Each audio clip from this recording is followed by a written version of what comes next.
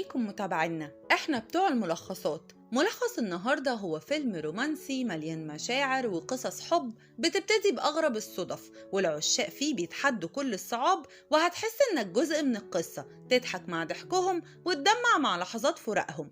استعدوا لقصة حب هتعيش معاكم حتى بعد ما يخلص الفيلم. بس قبل ما نبدأ نورونا وانضموا لعيلتنا واشتركوا في القناة وفعلوا الجرس، ويلا بينا نشوف فيلمنا النهاردة. بيبدأ الفيلم على زويو وهي في الطيارة وقلبها مناحة وعياط، وبيكون في موز جنبها بيديها مناديل وهي بتاخدها من غير ما تبصله. ولما بيوصلوا المطار زويو بتقعد تتكلم في التليفون وهاتك يا ضحك، ونفس الموز بيشوفها وبيقول البت دي مجنونة ولا ايه. ولما زويو بتروح البيت بتنادي على اختها وبتدخل لها الحمام، وبتصدم ان اختها حاولت تنتحر بكذا حباية من الدواء، وبتجري بيها على المستشفى، والدكتور بيقول لها ان عملوا لها غسيل معدة وان هي بقت تمام، بس بيحذرها ان وارد جدا انها تحاول تنهي حياتها مرة تانية، وبينصحها انها تتكلم معاها بهدوء. وفعلا زويو بتدخل لها وبتقول لها قوليلي ايه اللي مضايقك يا حبيبتي، احنا اخوات. لكن اختها مش بترضى تتكلم معاها، وزويو بتشوف موبايل اختها وهو مبعوت منه رسائل كتير قوي لواحد اسمه لي. وتاني يوم بتروح زويو شغلها في مكتب المحاماة، وبعدها بتطلع على شركة لي اللي بتكتشف ان هو مدير اختها، وبتحكي له اللي اختها عملته. ولي بيقول لها انا بتعامل مع اختك عادي جدا، هي اللي توهمت الحب ده، وكمان انا عمري ما رديت عليها لاني مش برد على اي موظف. وزويو بتقول له بسيطة اقبل استقالة اختي وبكده المشكلة هتتحل. بس لي بيقول لها ان هو محتاج الموظفين بتوعه، وانه مش هيقدر يقبل الاستقالة، وكمان العقد اللي ما بينهم فيه شروط. وزويو بتزعل وبتمشي، ولما بتروح تحكي لاختها اللي حصل بينها وبين لي، اختها بتزعل منها قوي وبتقول لها مين قالك اني عايزه اسيب الشركه وامشي، ده ليه ده قمر. وبعدها بتكون زويو في مكتبها وبتحاول تشوف اي حاجه في عقد اختها تقدر تفسخه بيها، وبيكلمها واحد من الموكلين بتوعها وبيقول لها ان هو واقف فوق مبنى عالي قوي، وانه هينتحر لو ما اخدش فلوس نهايه الخدمه بتاعته. وبتجري زويو على المكان، وبيكون كل الناس متجمعه والصحافه بتصور، وبيوصل صاحب الشركه بتاعت موكلها وبيطلع هو ليه، وبيكون معاه مكافأة الراجل، وبيطلع هو وزويو عشان يدوله الفلوس. بس زويو بيكون عندها فوبيا من الأماكن العالية، وبتحاول تمسك نفسها بس مش بتقدر وبتتعب. وبعدها بيعزمها ليه في مطعم عشان ترتاح من اللي حصل لها في المبنى، وبتشكره على ذوقه، وبيقول لها انه هينقل اختها الفرع تاني ليهم عشان تقدر تنساه وفي نفس الوقت ما تخسرش شغلها. وهي بتشكره جدا على اقتراحه وبتوافق كمان عليه، وبيوصلها ليه للبيت بسبب ان الدنيا كانت بتمطر. وتاني يوم بيروح ليه للمطار عشان يقابل جين صاحبته، وبتبقى صديقته من وهم صغيرين، وبنعرف انها بتحبه بس هو مش بيبادلها اي مشاعر. وفي الوقت ده في مكتب زويو بيقول لها مديرها انهم حددوا ميعاد مع مجموعة شركات ليه عشان يعرضوا عليه ان هم يمسكوا له شغل المجموعة بتاعته. وبيوصي زويو وبيقول لها ان انت تقولي عننا كلمتين حلوين بما انك تعرفيه قبل كده واتقابلتوا يوم حادثة الموكل. وفعلا بيروحوا، والمدير بيعمل حجة انه عايز يروح الحمام وبيخلع، وبيصدر زويو، وبتفضل هي تتكلم عن مميزات المكتب بتاعهم وقد ايه فيه محاميين شاطرين جدا، وانهم هيهتموا بشغل المجموعة كلها.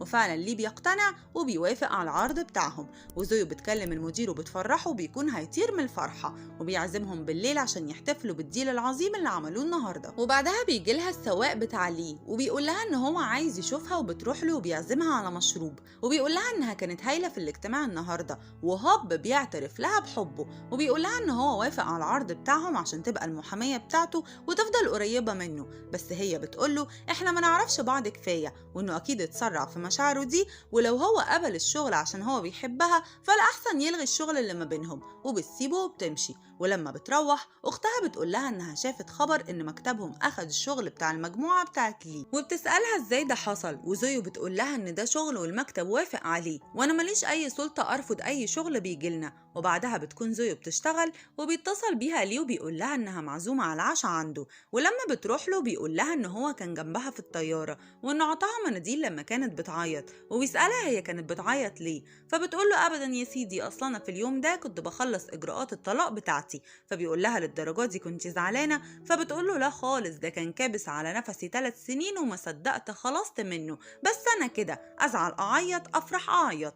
وبيفاجئها ليه ان هو بيطلبها للجواز، وبيحاول يقرب منها، بس هي بتجري وبتسيبه وبتكون في الطريق ومروحة وبتقعد تفكر في كلامه، وبعدها بتتهرب منه لما بيتصل بيها، وحتى في شغلهم كانت برضه بتتهرب منه، وبيروح لها المكتب وبيقول لها انه مش هيضايقها تاني، وهي بتقوله يا ريت تتعامل في حدود انك موكل واني المحامية بتاعتك مش اكتر من كده. وفي مرة بتكون زويو قاعدة مع السكرتير بتاع لي وبيقول لها ان لي غلبان وطول عمره لوحده، وان امه ماتت وهو صغير، وانه ملوش اصحاب كتير ودايما بيحب الوحدة، وهي بتتعاطف جدا مع لي بعد اللي عرفته، وبتسافر معاه عشان عندهم صفقة شغل بره، وبتكون زعلانة قوي على الطريقة اللي عملته بيها، وبالليل بتشوفه وهو على البحر وبيقول لها ان والدته وحشته جدا، وهي بتقول له يلا روح نام بدري عشان هنرجع الصبح لبلدنا. وتاني يوم بتكون في طريقها للشغل بتاعها وبتشوفه قاعد بيشرب قهوة في مكان هي بتعدي منه كل يوم، وبتعرف انه بيستناها كل يوم عشان يشوفها وهي معدية قصاده، وبيقول لها انه هيسافر خلاص عشان يخلص شغل بره وهيرجع تاني، وهي تكون فكرت في العرض بتاعه وتشوف لو هيوحشها ولا لأ. وبتقعد زيو طول السفر بتاع ليه وهي مفتقداه عمالة بتفكر فيه، وبتعرف منه ميعاد رجوعه وبتروح له المطار عشان تستقبله وبتحضنه حضن مطارات، وبتقوله ان هو وحشها جدا، وبيسافروا هما الاتنين مع بعض عشان يحتفلوا بارتباطهم ببعض وان هما خلاص بقوا كابل رسمي. ولما بيرجعوا زويو بتروح لليه البيت وبتقوله بص بقى يا ابن الناس، عشان نعرف نكمل على نور احنا لازم نتعاهد على كام حاجة. اولا انا ماليش دعوة بفلوسك نهائي، وخد يا عم الفيزا بتاعتك اهي وبلاش تحسسني انك مليونير. وتاني حاجة لازم دايما نكون مع بعض قد ما نقدر، ولو فكرت في يوم انك تسيبني يا ريت تقولي لان ما عنديش استعداد انك جرح تاني. وهو بيوافق على كل شروطها. وبعدها بتيجي جين صاحبة لي وبتكون جايباله غدا معاها، وبتتفاجئ لما بتشوف زيو قاعدة معاه وبيقعدوا ياكلوا مع بعض، وجين بتبصلها من تحت لتحت، وليه بيفجر القنبلة وبيقول لجين إن هو وزيو خلاص هيتجوزوا قريب. وبعدها بتحصل كارثة في شغل ليه، وبيكون أخوه اللي عايش في أمريكا سحب كل رصيدهم في البنوك، وبيقول ليه لزوي إن هو هيسافر عشان يحل المشكلة دي بنفسه، وزيو بتودعه. ولما بيرجع بيقابلها وبيكون مخبي ايده وهو ماسكها، وبيقول لها ان عنده مشكلة كبيرة وان مجموعة شركاته خلاص هتفلس، وهي بتطمنه انها جنبه لحد ما كل مشاكله تتحل. وبعدها ابوه بيشوفها وبيقول لها انه عارف بالموضوع بتاعهم وان علاقتهم محكوم عليها بالفشل. وبتكمل بقى كمان لما جي بتروح لزويو وبتقول لها ان هي وليه هيتجوزوا، وان ده قرار ابوها وابوه، وان ده كان شرط ابوها عشان يساعد ليه في الازمة المالية بتاعته، وبتقول لها يا ريت بقى تبعدي عنه لانه هيبقى راجل متجوز. ويومها بالليل بيروح ليه لزويو البيت وبيقعد يعيط وبيترجاها ان هي ما تسيبهوش، وان هو مغصوب يا عيني على الجوازه دي، وان هو بيحبها قوي. بس زويو بتقوله خلاص موضوعنا خلص ومكانك مش هنا، مكانك جنب جي اللي هتبقى مراتك. وتاني يوم بتقعد زيو يا عيني تحضر لهم في عقود الجواز، وهي بتشوف حبيب عمرها وهو بيتجوز غيرها في مشهد يقطع القلب. وبعدها بتفضل تشرب لحد ما بتتدمر، وزميلها بيقعد يساعدها ان هي تروح للبيت. وبعد فترة زويو بتكون معزومة في فرح واحد من الشركة بتاعتهم، وبتتفاجئ بليه ان هو معزوم في نفس الفرح، فبتاخد في وشها وبتمشي، بس ليه بيخرج وراها وبيفضل ينادي عليها وبيحضنها وبيعتذر لها. وطبعا اختها بتكون سامعة كل الكلام من ورا الباب، وبيقول لها ان هي وحشته قوي وانه مش قادر على بعدها، وبياخدها على بيته. وهناك زويو بتنهار وليه بيفضل يعيط وبيقنع زويو انهم يهربوا مع بعض بره البلد تماما، وانهم يعيشوا لوحدهم بعيد عن كل الناس. لكن فجأة بيقطع كلامهم مكالمة زويو من اختها وبتقول لها انها واقفة على نفس المبنى اللي كان واقف عليه الموكل بتاعها، وانها اتصدمت من علاقتها بليه، وانها قررت تموت نفسها. وزويو وليه بيجروا على هناك، وبتشوف اختها وهي هترمي نفسها من فوق المبنى، وليه بيحاول يلحقها بس للأسف مش بيقدر، واختها بتقع من المبنى. بس الحمد لله فريق الإنقاذ بيكون تحت وبيلحقها وبياخدوها على المستشفى. وليه وزويو بيبصوا لبعض وعينيهم بتودع بعض، لأنهم خلاص عرفوا إن مصيرهم محتوم وإن علاقتهم مرفوضة من الكل. وبيقرر ليه إن هو يسافر لأمريكا وبينقل كل شغله لهناك.